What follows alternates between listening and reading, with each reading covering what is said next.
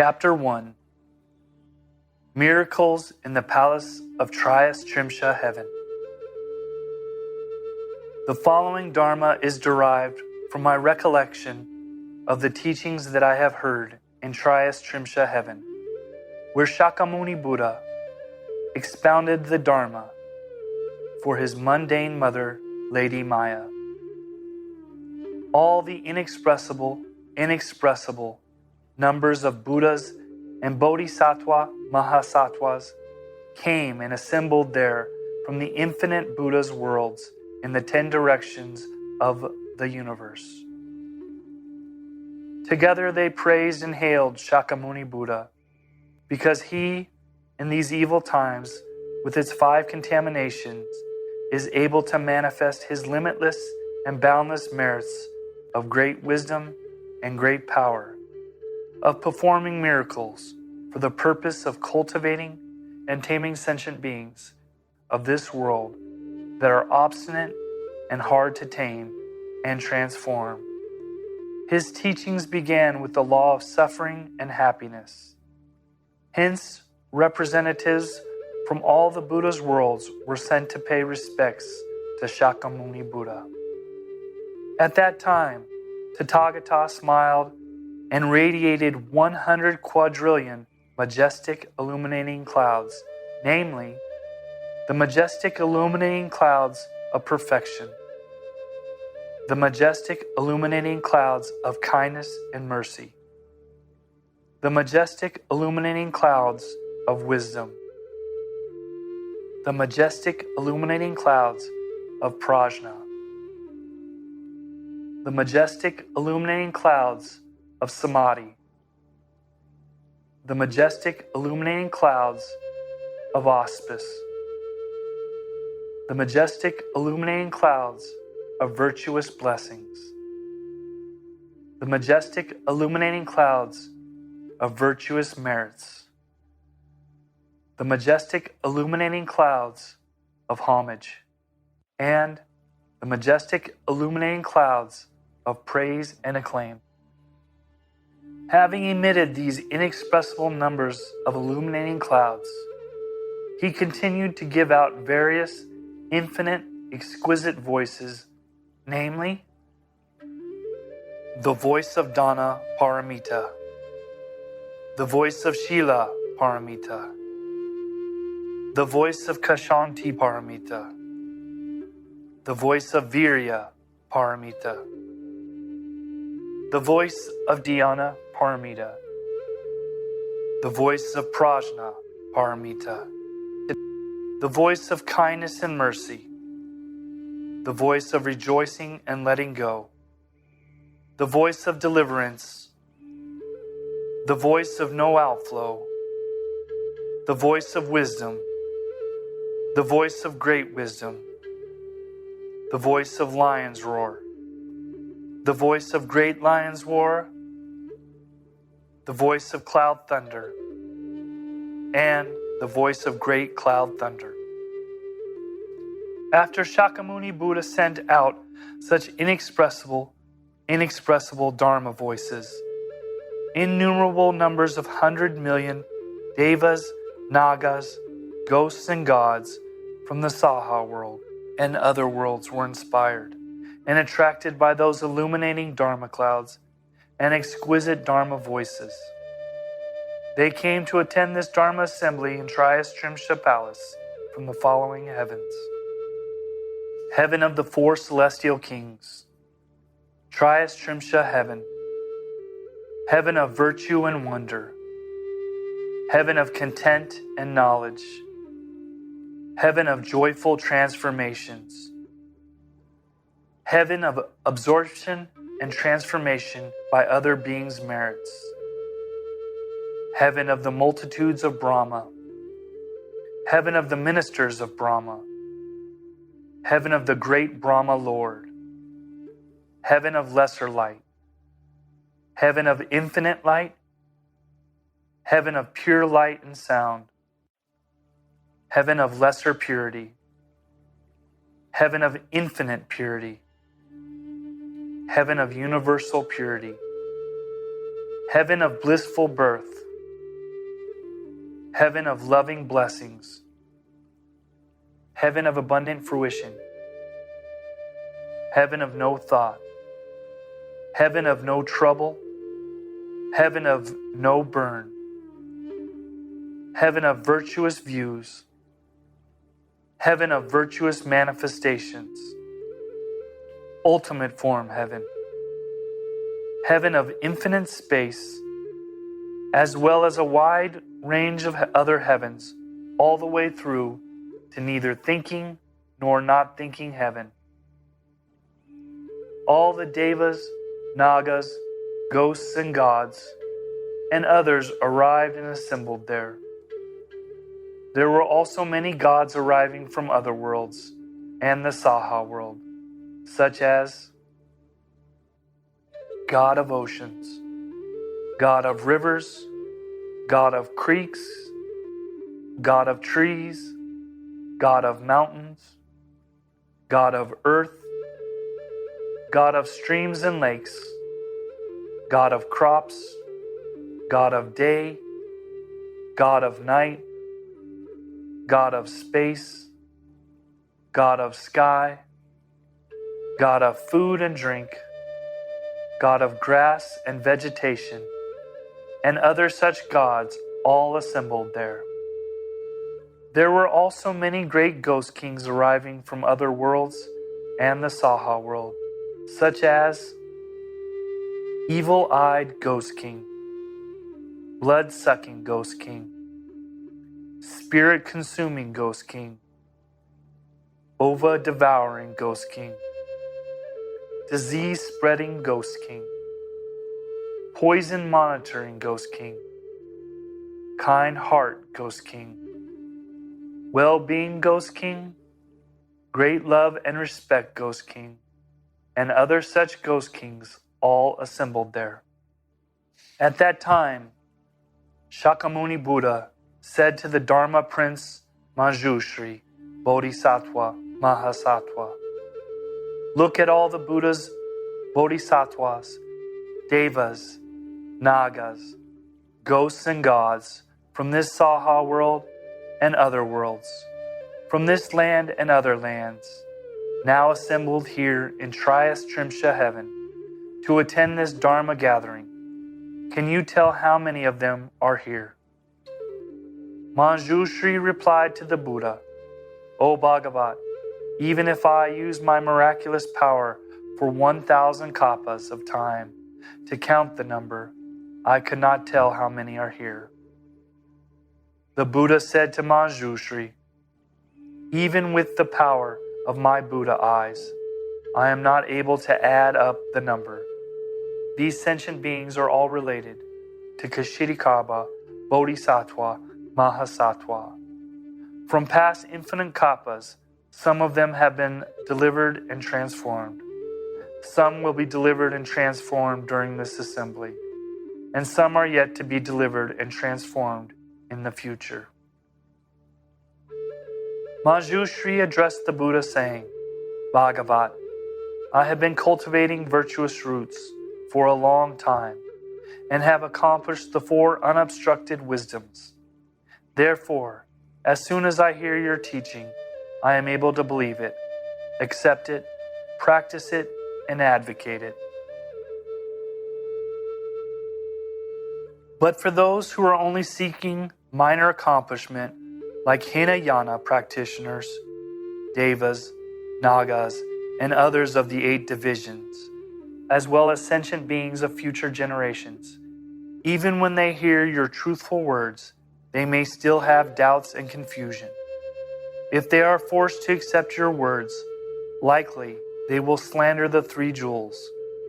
Therefore, I wish wholeheartedly that you, Bhagavat, will talk extensively about what deeds did Ksitigarbha Bodhisattva Mahasattva do during the cause stages, and what vows he did make, so that he is able to accomplish such inconceivable tasks."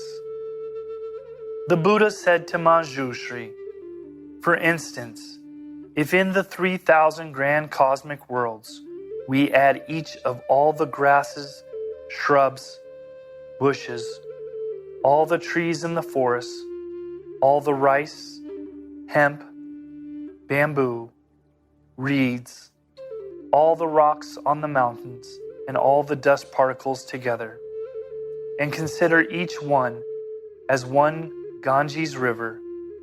Then add all the grains of sand in all these Ganges rivers together, and consider each grain as one realm. Within each realm, consider each dust particle as a kappa, and then add all the dust particles in one kappa together as kappas. The time span between now and when Ksitigarbha Bodhisattva validated the 10th stage of the Bodhisattva's path is 1,000 times more than the time in the aforementioned metaphor, let alone the period when he was a hearer and Pratyeka Buddha. O Manjushri, this Bodhisattva's grand vows have such inconceivable, majestic, and miraculous power. In the future, if there are virtuous men or women who hear the name of Ksitigarbha Bodhisattva and begin to give praise and acclamation, or gaze upon his image with admiration and obeisance, or chant his name and merits, or make offerings, or paint, sculpt, or mold his image with colors, they will be born in the 33 heavens for 100 turns and will never again fall onto the evil paths of existence. The Buddha unfolded the following story. Manjushri, this Ksitigarbha Bodhisattva Mahasattva, in the far remote past, inexpressible kappas ago, was once a son of a reputable elder. At that time, a Buddha was present in the world, bearing the title Lion Swift, Vigorous, All Deeds Well Accomplished Tathagata. When the elder son saw the Buddha, with features so perfect and dazzling, symbolizing the immensity of his blessings and wisdom, he asked the Buddha, "What deeds did you perform, and what vow did you make, so that you were able to acquire such great appearance and features?" Then, Lion Swift, Vigorous, All Deeds Well Accomplished Tathagata replied, "If you wish to realize such good appearance as I have, you must make a vow that for the infinite future you must rescue and deliver all suffering sentient beings as I have done." O Manjushri, this was when the elder son made his vow, saying, "I vow, from now on until infinite future kappas, I will prevalently use all kinds of convenient ways to rescue those sinful, suffering sentient beings in the sixth paths. Only when they have reached ultimate liberation will I realize the stage of a Buddha." Thus, the elder son made this grand vow in front of Lion Swift, Vigorous, All Deeds Well Accomplished Tathagata. From that moment on, 100 quadrillion Nayuta kappas have since passed, and he remains a Bodhisattva. Moreover, inconceivable numbers of Asamakyeya kappas ago, another Buddha appeared in the world, bearing the name Enlightenment Flower Serenity Carefree King Tathagata. With a lifespan of 400 quadrillion Asamakyeya kappas, during the Dharma Resemblance Period, there was a Brahmin girl who possessed profound blissful merits due to the good deeds of her past lives. She was greatly admired and respected, and guarded by many deities while she was walking, standing, sitting, or sleeping. Yet her mother took faith in the wrong ways and often slandered the three jewels. At that time, the Brahma girl tried all kinds of convenient, prevalent ways to persuade her mother to have true faith and to adopt correct viewpoints. Nevertheless, the mother did not fully accept the Dharma. Soon afterwards, the mother passed away and reincarnated in unremitting hell. The Brahmin girl knew that her mother did not believe the law of cause and consequence when she was alive. Thus, according to her karmic deeds, she would inevitably be reborn into the evil past. So the Brahmin girl sold her family possessions and made a generous and extensive search for all kinds of incense, flowers, and other offerings to pay grand tribute to the past Buddha at his stupas and temples for the benefit of her mother. In one of the temples, she saw the sculptured statue of Enlightenment Flower Serenity Carefree King Tathagata, which was most splendid, imposing, and majestic. As the Brahmin girl gazed upon and reverently admired the image, she became more respectful and murmured to herself, "The Buddha is the utmost enlightened being and possesses omniscient wisdom. If he were present in this world now, I could ask him the whereabouts of my mother after her death. He must know." Standing before the Buddha statue, the Brahma girl was saddened and cried for quite a while. Then she looked up and gazed at Tathagata's image with increasing admiration, desperately longing for his help. Suddenly, a voice spoke to her from midair. "O weeping saintly girl, don't be so sorrowful. I shall tell you the whereabouts of your mother." The Brahmin girl, facing midair with palms together, asked, "Who is this deity that comforts my sadness and worry? Since I lost my mother, I cannot help but think of her day and night, wondering where she is after her death. Yet I have no place to make such an inquiry. Do you know where she has reincarnated?" Then the voice from midair responded to her again, "I am the one whom you are gazing upon and worshiping. The past, enlightenment, flower, serenity, carefree King Tathagata. Seeing that you mourn for your mother much more than other ordinary sentient beings would, I am here to tell you her whereabouts." Upon hearing these words, the Brahmin girl became frantic. She jumped up and threw herself on the ground, injuring her arms and legs. People next to her held her up, and it took quite a while before she regained consciousness. Once she did, she immediately turned to the midair and vowed, "I wish that you, O Buddha, would have kindness and mercy and tell me right away where my mother is reincarnated, because I am going to die soon, and I will go looking for her wherever she is reincarnated." Then, Enlightenment Flower Serenity Carefree King Tathagata told the saintly girl, "As soon as you finish making your offering, go back to your home, sit upright and contemplate my name and title with a focused mind. Then you will know the whereabouts of your mother." After that, the Brahmin girl finished her reverential offering and went home.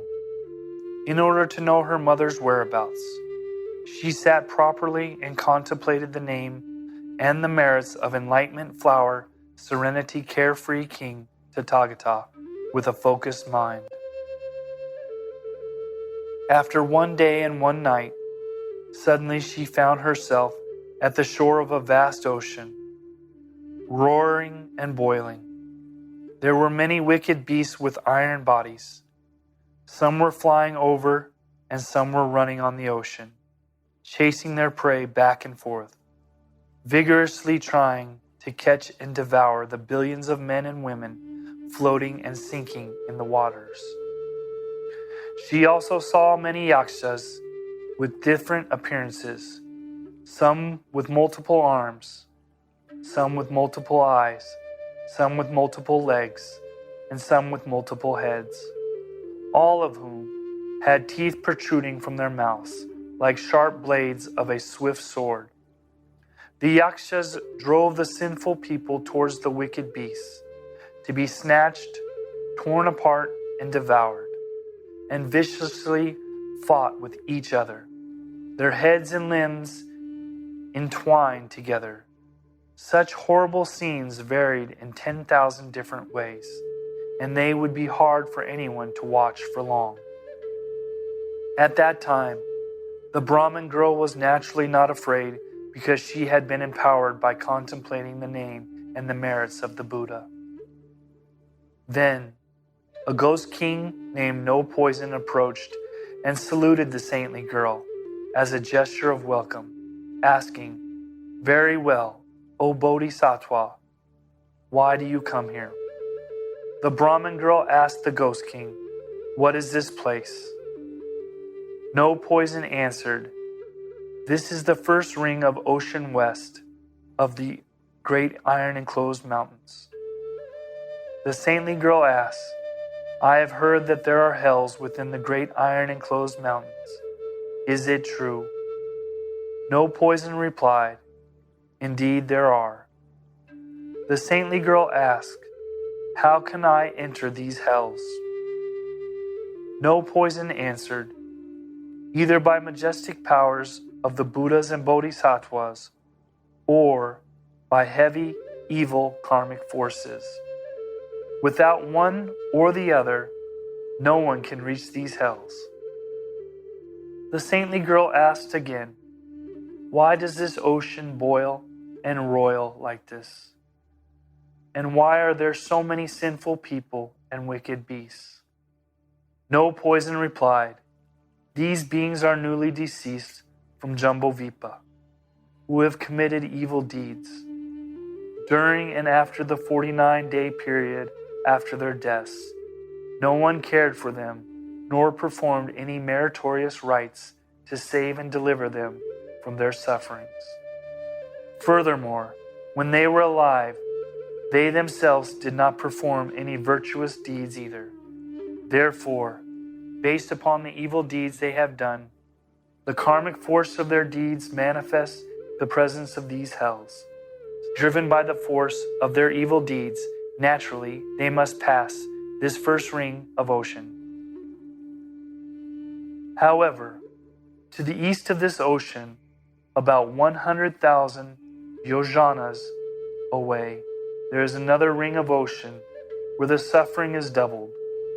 Further to the east, there is another ring of ocean to pass, and the suffering there is again multiplied.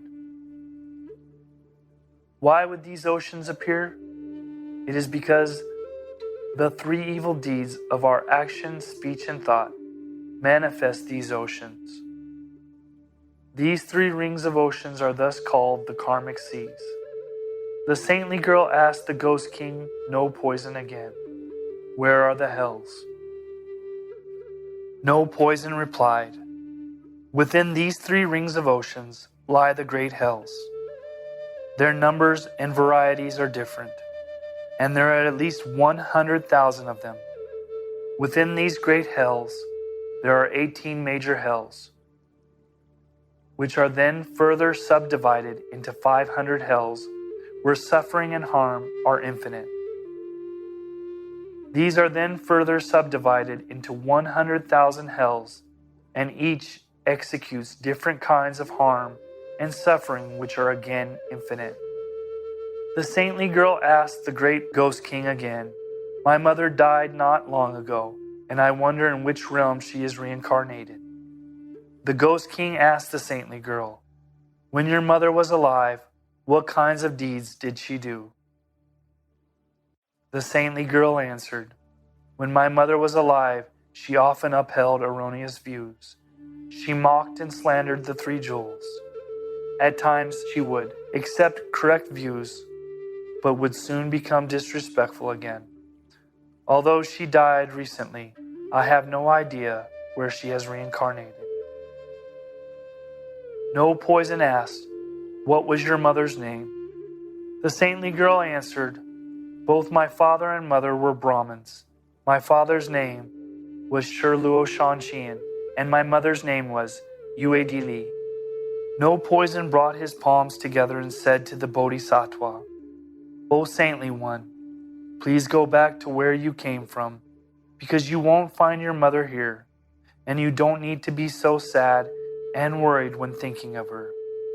The sinful woman Uedili did come here to Avicii hell, but she has left and has been reincarnated in heaven for 3 days.